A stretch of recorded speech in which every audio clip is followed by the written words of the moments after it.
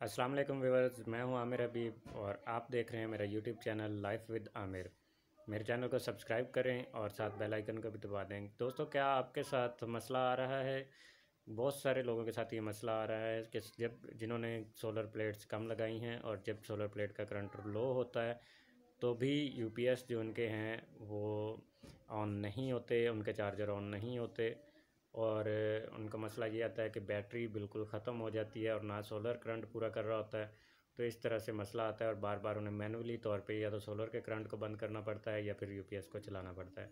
तो इसको ऑटोमेटिक तरीके से कंट्रोल करने के लिए आपको मेरे यूट्यूब चैनल पे वीडियो मिल जाएगी। मैं वो वीडियो बना के लगा चुका हूँ।